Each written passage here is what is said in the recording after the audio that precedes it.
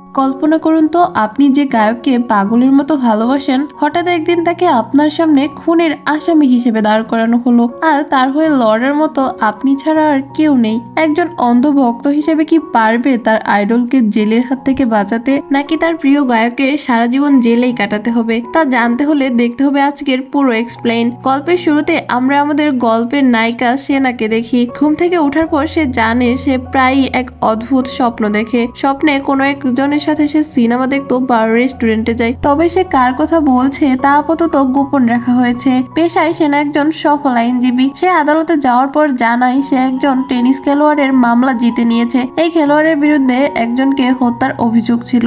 তবে সাধারণ মানুষ সেনার উপর ভীষণ ক্ষিপ্ত ছিল। তাদের ধারণা সেনা শুধু টাকার জন্য মামলা লড়ে এবং সে শুধু এমন সব মানুষের পক্ষে যাদের অপরাধ প্রায় নিশ্চিত। মানুষ তাকে নিয়ে অনেক সমালোচনা করেছিল, এমনকি সাংবাদিকরা তাকে প্রশ্ন করলে সেনা শুধু এতটুকুই উত্তর দেয় যে সে কেবল সত্যের পক্ষ নেই। টিভিতে এই খবর দেখে সেনার বস খুবই খুশি হন এবং তার প্রশংসা করতে থাকে। তখনই অফিসের কর্মীরা জানায় যে মানুষ তাকে কতটা গালিগালাজ করছে, কিন্তু বসের এতে কিছু যায় আসে না। সে জানায় এই মামলাটি সেনা সিসিটিভির ফুটেজের কারণে জিতেছে। এরপর সেনার ব্যক্তিগত জীবন সম্পর্কে জানা যায়। তার পরিবারে কেউ নেই, সে একা থাকে এবং সবসময় নিজের কাজ নিয়েই ব্যস্ত থাকে। অফিসে ফেরার পর সবাই তাকে অভিনন্দন জানায়, কিন্তু সে এসবে পাত্তা না দিয়ে বস প্রশংসা করলেও সে জানায় তাকে কাজ করতে হবে। সবাই তাকে একটু বিশ্রাম নিতে এবং জয় উদযাপন করতে বললেও সে সরাসরি মানা করে দেয়। এরপর দেখা যায় সে তার পরবর্তী মামলা নিয়ে কাজ শুরু করেছে।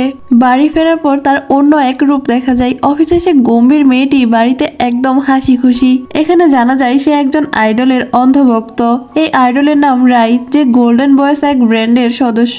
সেনা তার অনেক বড় ফ্যান এবং সবসময় তার গান শোনে। বর্তমানে রায়ের একটি নতুন গান মুক্তি পেয়েছে যা সবাই খুব পছন্দ করেছে। সেনা রায়ের ছবি দেখে খুব খুশি হয় এবং বারবার সেই ভিডিওতে লাইক ও কমেন্ট করতে থাকে। তার বন্ধু তাকে ডাকতে এলেও সেনা বাইরে যায় না। শেষে বন্ধুটি তার প্রিয় ড্রিঙ্কস দেখালে সেনা বাইরে আসতে বাধ্য হয়। সেনার মনোযোগ তখনও রায়ের ভিডিওর দিকে ছিল। বন্ধু তাকে মনে করিয়ে দেয় সেই তাকে সিসিটিভির ফুটেজ জোগাড় করে দিয়েছে, মামলা জিততে সাহায্য করেছে। বন্ধু যখন জিজ্ঞেস করে সে কেন রায়কে এত পছন্দ করে, তখন সেনা উত্তর দেয় যে ভালোবাসার জন্য কোনো কারণ লাগে না। জানা যায় এই বন্ধুটি একজন প্রাইভেট ইনভেস্টিগেটর। পরের সকালে আইডল রায়ের এন্ট্রি দেখানো হয়। তাকে দেখে সবাই খুব উত্তেজিত। ওই দিন তার একটি কনসার্ট ছিল। সেখানে ঢোকার সময় এক ভক্ত মেয়ে তাকে জাপটে ধরে নিচে ফেলে দেয়। এতে বোঝা যায় মেয়েটা তার কত বড় পাগল ভক্ত। রায় নিচে পড়ে গেলেও মেয়েটিকে কিছু বলে না, জানায় সে ঠিক আছে। কিন্তু ভেতরে ঢোকার পর সে ম্যানেজারের উপর চিৎকার করে বলে সিকিউরিটি দ্বিগুণ করা উচিত ছিল। এরপর রায় জানতে পারে যে তার ব্র্যান্ডের বাকি সদস্যরা আসছে না, তাকে একাই পারফর্ম করতে হবে। সে খুব বিরক্ত হয় এবং রেগে গিয়ে বলে সে কি একাই ব্র্যান্ডটাকে এগিয়ে নিয়ে যাবে। ম্যানেজার তাকে অনেক অনুরোধ করেন এবং প্রফিটের কথা বুঝিয়ে রাজি করেন। অবশেষে রায় মঞ্চে পারফর্ম করে এবং সবাই খুব উপভোগ করে। পরের দৃশ্যে এমন দুজন লোককে দেখানো হয় যারা রায়ের সব কথা শুনে ফেলেছিল। অন্যদিকে সেনাকে হাইকোর্টে দেখা যায়। সেখানে সে একটি মামলায় বেশ খারাপভাবে ফেসে গিয়েছিল। সে বারবার ঘড়ির দিকে তাকাচ্ছিল কারণ বিপক্ষ দলের আইনজীবী সময় নষ্ট করছিলেন। দ্রুত মামলা শেষ করে সে ওখান থেকে দৌড়ে বের হয় কারণ তাকে রায়ের কনসার্টে যেতে হবে। বের হওয়ার সময় এক লোকের সাথে ধাক্কা খায় এবং ওই লোকের কফি সেনার জুতোর উপর পড়ে যায়। লোকটি সেনার এই অদ্ভুত আচরণে অবাক হয় এবং তাকে অভদ্র বলে মন্তব্য করে। এরপর রায়কে দেখানো হয় ভক্তদের বারবার কল এবং আজে বাজে মেসেজে সে অতিষ্ঠ হয়ে ফোন ছুঁড়ে ফেলে। এরপর একটি অটোগ্রাফ সেশনে রহস্যময় একটি মেয়ে রায়কে জিজ্ঞেস করে সে তাকে চিনেছে কিনা। রায় চিনতে না পেরে ক্ষমা চাইলে মেয়েটি চিৎকার করতে থাকে এবং তার ফোন নাম্বার চাই। রায় খুব আতঙ্কিত হয়ে পড়ে। সে ওয়াশরুমের দিকে গিয়ে প্যানিক অ্যাটাক সামলানোর চেষ্টা করে। সেনা কনসার্টে গিয়ে পৌঁছালেও সে তাড়াহুড়ো করতে গিয়ে চাবির রিং ফেলে দেয়। সেখানে হাইজো নামে একটি মেয়ে তাকে সেটি ফিরিয়ে দেয়। সেনা অনুষ্ঠান স্থলে গিয়ে পৌঁছায় জানতে পারে অটোগ্রাফ সেশন শেষ হয়ে গিয়েছে। সে খুব ভেঙে পড়ে। ঠিক তখনই রায়ের একটি ছবি দেখে সে আবার হাসতে থাকে।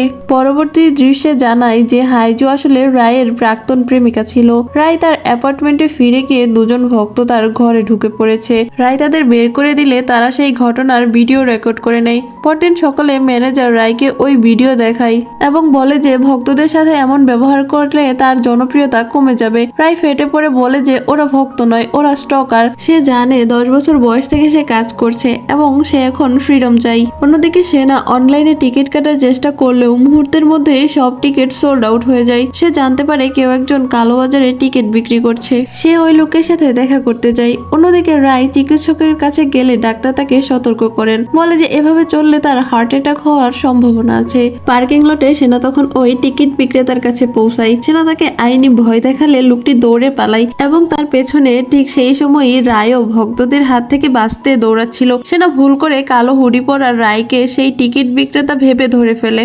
রায় সেনার মুখ চেপে ধরে বলে চিৎকার না করতে। রায় তাকে বলে যেন তাকে আর ফলো না করে। রায় তার রুমে ফিরে গিয়ে দেখে ব্র্যান্ডের সদস্যরা তার নামে বদনাম করছে। তারা সবাই রায়কে স্বার্থপর বলে গালি দেয় এবং রায়ের মায়ের পেশা নিয়ে কটূক্তি করে। রেগে গিয়ে রায় একজনকে মারতে গেলে অন্য একজন সদস্য আহত হয়। অনলাইনে রায়ের বিরুদ্ধে ঘৃণা ছড়াতে থাকে। সেনার এক বন্ধু তাকে রায়ের রাগী স্বভাবের ভিডিও পাঠালেও সেনা বিশ্বাস করতে চায় না যে রায় কাউকে আঘাত করতে পারে। সে তার ছোটবেলার একটি স্মৃতি মনে করে যেখানে রায় তাকে সাহায্য করেছিল। এরপর রায়ের বন্ধু সিয়ং তার সাথে দেখা করতে আসে। তারা দুজন একসাথে মদ্যপান করে এবং তারপর ঘুমিয়ে পড়ে। সকালবেলা অ্যালার্মের শব্দে রায়ের ঘুম ভাঙলে সে দেখে সিয়ং এর নিথর দেহ পড়ে আছে। কেউ তাকে নৃশংসভাবে হত্যা করেছে। পুলিশ রায়কে প্রধান সন্দেহভাজন হিসেবে গ্রেফতার করে। নিউজ দেখে সেনা আতকে ওঠে। সে থানায় গিয়ে দেখে তার প্রিয় আইডল চেয়ারে বসে আছে এবং রায় সেনার দিকে তাকায়। এভাবেই প্রথম এপিসোড শেষ হয়। দ্বিতীয় পর্ব শুরু হয় সেনার অতীতের স্মৃতি মনে পড়ার মধ্য দিয়ে। সেনা নিজের বাড়িতে বসে আছে, রায়ের কনসার্ট দেখছে, পুরোপুরি উপভোগ করছে, তার নাম চিৎকার করে ডাকছে। কিন্তু ঠিক সেই সময় দৃশ্য বর্তমানে চলে আসে এবং এখন সে পুলিশ স্টেশনে রায়ের সামনে বসে তাকে জেরা করছে। রায় একই কথা বারবার বলছে যে এটা সত্যি হতে পারে না, ইয়ংসং এর মৃত্যু হতে পারে না। কিন্তু সেনা বলে এটাই সত্যি, পুলিশ ইতিমধ্যে সবকিছু নিশ্চিত করে ফেলেছে, তার মৃত্যু হয়েছে। আমি তোমার জবানবন্দি জানতে এসেছি। সেই রাতে ঠিক কি কি হয়েছিল, তুমি কি কাউকে সন্দেহ করছো?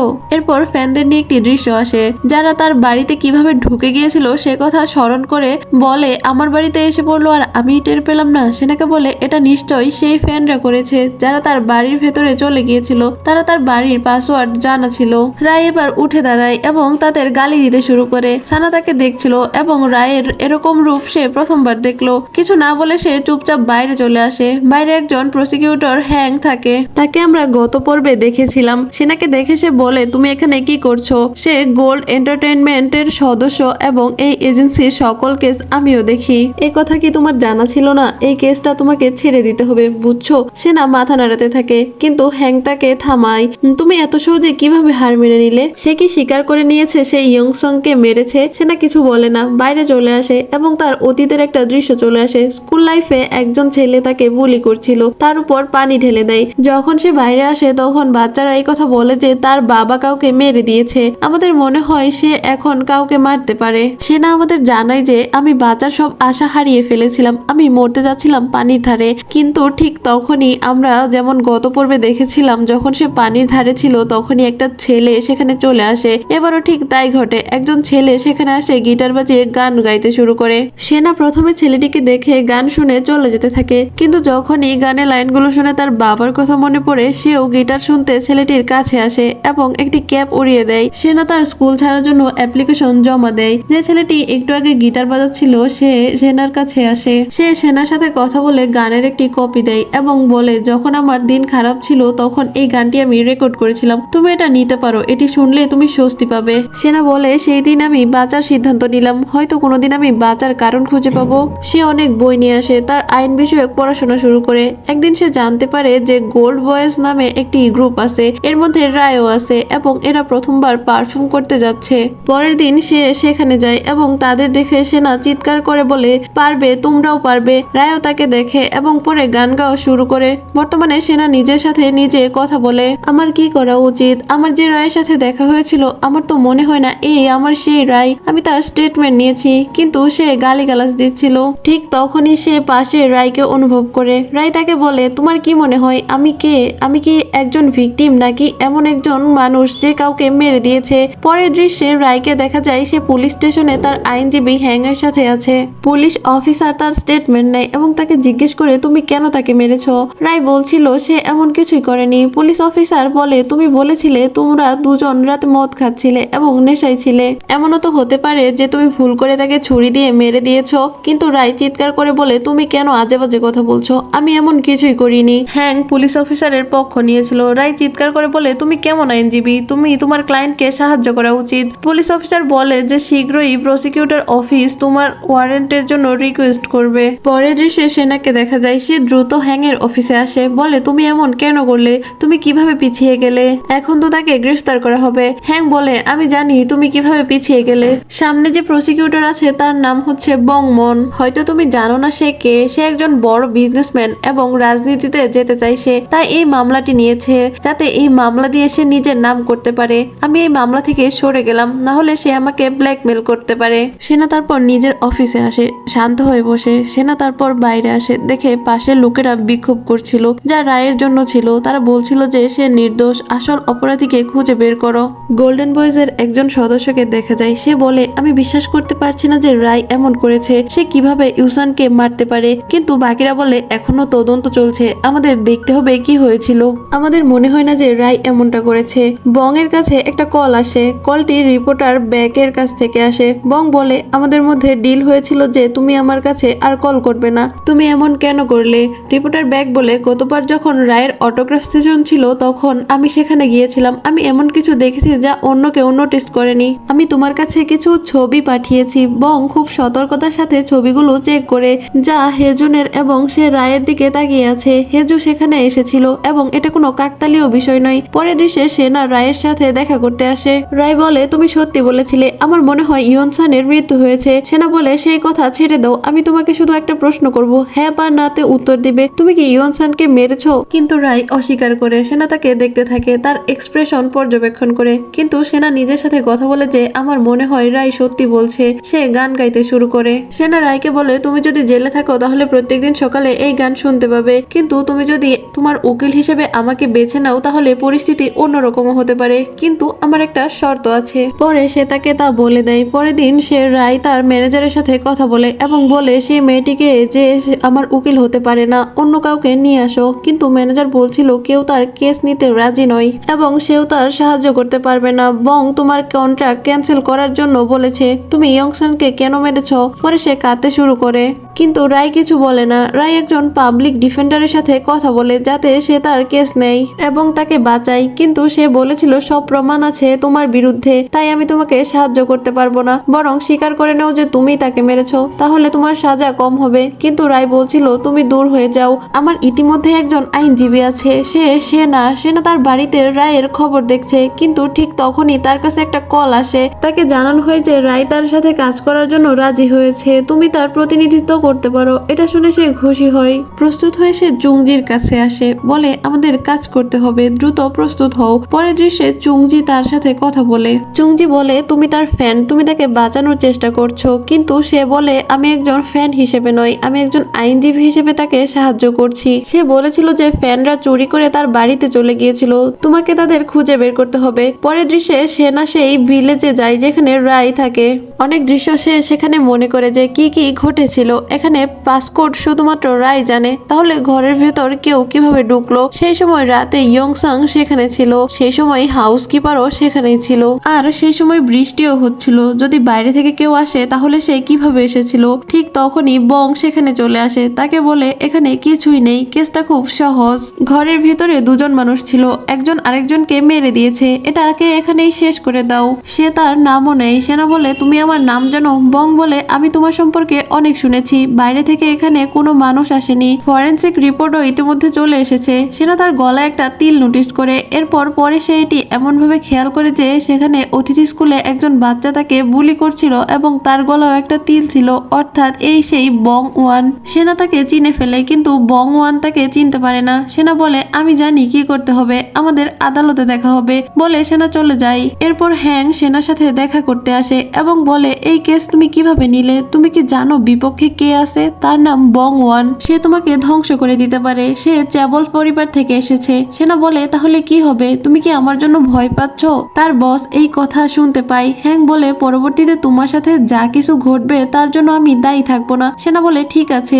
যখন তিনি চলে যাচ্ছেন তখন বলে যান যদি কিছু প্রয়োজন হয় তাহলে আমাকে জানাবে, আমি সাহায্য করব। সেনা অফিস থেকে বের হয়ে একটি মেয়ের সাথে কথা বলে যেখানে সে কাজ করেছিল এবং বলে তোমরা জানতে পেরেছো যে আমি রায়ের কেসে কাজ করছি, যে কোনো ডাটা পাওয়া গেলে আমার কাছে নিয়ে এসো। কিছুক্ষণ পর সে কেসের ফাইলগুলো নিয়ে আসে যা হ্যাংয়ের কাছে ছিল। সেনা জিজ্ঞেস করে এগুলো তোমার কাছে কিভাবে এলো? সে জানায় সে চুরি করে এনেছে। সেনা জিজ্ঞেস করে তুমি এমন কেন করলে? সে বলে আমি তোমাকে সাহায্য করতে চাই, আমি তোমার লিগ্যাল অ্যাসিস্ট্যান্টও হতে চাই। সত্যি বলতে আমি গোল্ডেন বয়েজের ফ্যান। সেনা তাকে প্রথমে বকা দেয়, এরপর বলে দুবার আর এমন কাজ করবে না। পরে তাকে পাঠিয়ে দেয় এবং আরো ডাটা আনতে বলে, কিন্তু তার যাওয়ার পর সেনা হাসতে শুরু করে।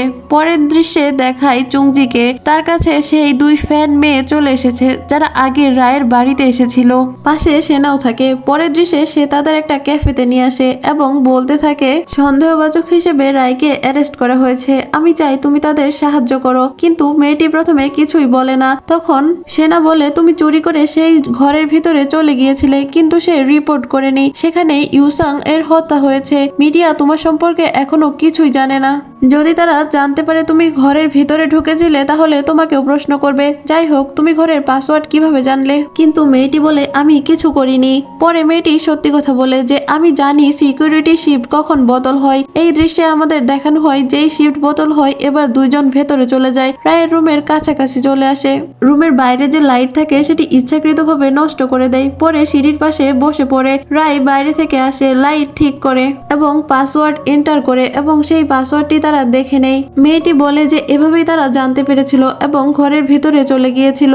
কিন্তু আমরা কোনো ভুল কাজ করিনি, আমরা শুধু তাকে ভালোবাসি এবং তাকে দেখতে চাই। কিন্তু সেনা বলে এটা তোমাদের ভালোবাসা নয়, তোমরা যদি তাকে ভালোবাসতে তাহলে এরকম কাজ করতে না। পরের দৃশ্যে রায়কে জেল থেকে বের করে আনা হয়, তাকে আদালতে নিয়ে যাওয়া হচ্ছিল। রায় আদালতে চলে এসেছে। সেনা তার সাথে দেখা করে। সেনা বলে সে মাথা নিচু করো না, সবাই মনে করবে যে তুমি তাকে মেরেছো। মাথা উঁচু করে রাখো এবং সবাইকে জানাও যে আমি তাকে মারিনি। এখন আমার সাথে একথা বলো যে আমি তাকে মারিনি। রায় কথাটি পুনরাবৃত্তি করে। যখন ভিতরে কথা হচ্ছে তখন সে বলে আমি ইয়ংসানকে মারিনি। সেনা বংওয়ানকে দেখে এবং জজকে বলে প্রথমে আমি একটা জিনিস ভুল প্রমাণ করতে চাই। সে বলেছিল যে অপরাধ স্থানে শুধুমাত্র দুজন মানুষ ছিল, সেখানে আর কেউ যেতে পারেনি। কিন্তু সম্প্রতি সেখানে দুজন ফ্যান চলে গিয়েছিল। তারা এও বলেছিল যে সেখানে কোনো প্রমাণ নেই, কিন্তু সেই সময় বৃষ্টি হচ্ছিল। কিন্তু এমনও তো হতে পারে যে বৃষ্টির পানির কারণে সব প্রমাণ মুছে গিয়েছে এবং রায়কে খালাস করিয়ে নেয়। কিন্তু তদন্ত চলতে থাকবে যতক্ষণ পর্যন্ত না কোনো প্রমাণ পাওয়া যায়। বাইরে এসে বং বলে তুমি প্রথম রাউন্ডেই আমাকে আউট করে দিলে। সেনা হঠাৎ প্লান্স নিয়ে তার দিকে এগিয়ে যায় এবং থামায় এবং বলে যে আউট তখন করা যায় যখন আপনার উপর আক্রমণ করা হচ্ছে, কিন্তু আজ আমার উপর কোনো আক্রমণ ছিল না, আমি তো শান্তভাবে কেস লড়েছি। কিন্তু চিন্তা করো না, আমি শীঘ্রই তোমাকে নক আউট করব। এই বলেই সে চলে যায়। রায়ের কাছে এসে বলে তুমি এখন বাড়ি যেতে পারো, এমন কেউ আছে যাকে তুমি কল করতে পারো যার উপর তোমার বিশ্বাস আছে? কিন্তু সে অস্বীকার করে। পরের দৃশ্যে সে সেনার সাথে গাড়িতে থাকে। রায় পাশে কিছু একটা দেখে গাড়ি থামাতে বলে, সাথে চুংজিও থাকে। তার পোস্টারের কাছে আসে, সেখানে তার উপর লেখা ছিল খুনি। সেনাও তার সাথে আসে এবং এসব দেখে। রাতে রায় বাড়িতে আসতে চায় ইয়ংসনের দৃশ্য মনে করে। আমরা দুজন এখানে কত খুশি ছিলাম। বাড়িতে না এসে সে সেখান থেকেই পালিয়ে যায়। রাস্তায় একটা জায়গায় বসে পড়ে, ওইখানেও ইয়ংসনের দৃশ্য মনে করে। পরে সেখানেই অজ্ঞান হয়ে যায়। যেই চোখ খুলে নিজেকে অন্য কোথাও পায়, বাইরে আসে এবং এখানকার রান্নাঘরে সেনাকে পায়। সেনা বলে তুমি জেগে উঠেছো, তোমাকে আবার দেখে ভালো লাগলো, এটা আমার বাড়ি। হেসে বলে এখানে তোমাকে স্বাগতম। এখানেই দ্বিতীয় পর্বটি শেষ হয়। পরবর্তী এপিসোড পেতে চ্যানেলটিকে সাবস্ক্রাইব করে রাখুন। লাইক, কমেন্ট, শেয়ার করতে ভুলবেন না।